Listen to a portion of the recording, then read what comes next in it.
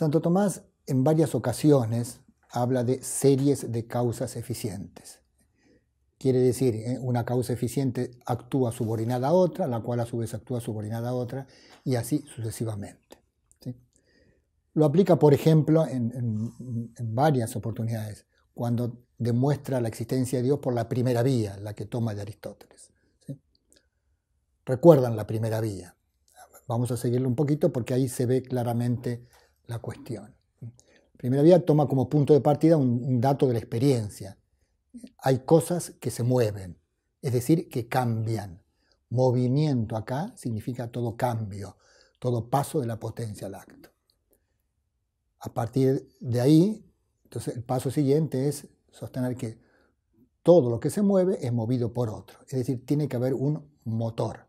Como el movimiento es paso de la potencia al acto, ¿no? Una cosa que está en potencia no puede por sí sola pasar al acto. ¿Sí?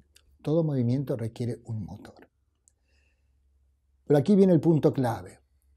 Si ese motor para mover se mueve, entonces ese movimiento requiere un nuevo motor por encima de él. Es muy importante el detalle. Si ese motor para mover se mueve. Esto proviene de nuestra experiencia común. Las causas de este mundo, ¿sí?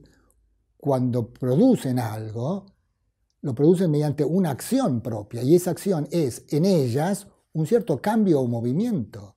Causan cambiando, moviéndose ellas también. ¿Sí? Entonces, eso es lo que exige que, si es el motor del dato inicial, ¿no? Actúa de esa manera, entonces se necesita un motor subsiguiente. Y en este caso volvemos a aplicar lo mismo. Si este motor a su vez para mover se mueve, se necesita otro, y así sucesivamente. Es en este caso que este tipo de serie no puede ser infinita, porque cada motor actúa en la medida en que es movido por el otro. Entonces, si no hubiera un primero que inicia, que es la fuente del movimiento, entonces no había movimiento en ninguno de los actores intermedios. Entonces no llegaría nunca al efecto que vemos moverse. ¿Sí? En otras palabras, se trata en este caso de una serie de causas eficientes subordinadas esencialmente en el presente. Esencialmente en el presente, ¿qué quiere decir? Quiere decir que cada una de esas causas, ¿sí?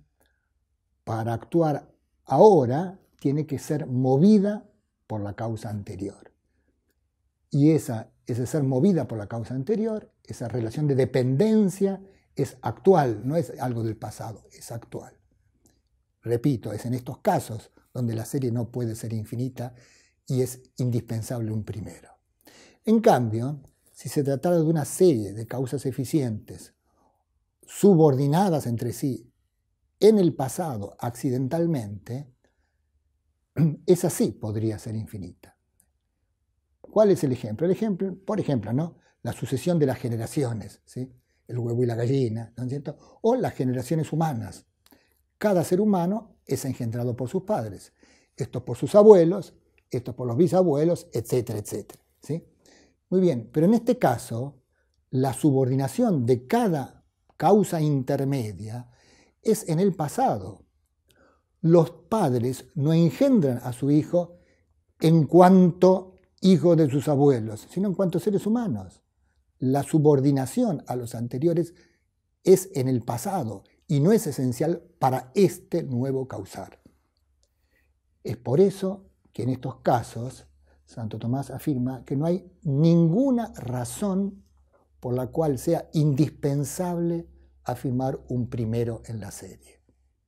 Como si dijéramos que teóricamente hablando, ¿no? La sucesión de las generaciones de cualquier especie de este mundo podría ser infinita. Sí, nuestra imaginación se resiste a admitirlo, pero es nuestra imaginación. No hay razón alguna para que en este tipo de serie tenga que haber un primero. Y por eso no es este el camino por el cual se demuestra la existencia de Dios, por ejemplo, ni tampoco es el camino por el cual se demuestra la creación del mundo. no es que el mundo tiene que haber comenzado. ¿Sí? Podría existir desde siempre, aunque, dice San Tomás, desde siempre creado por Dios, porque eso sí puede ser demostrado, que el ser de las cosas depende de una causa primera. Pero ese tema ya lo hemos explicado en otro video cuando hablamos acerca del problema de la eternidad del mundo.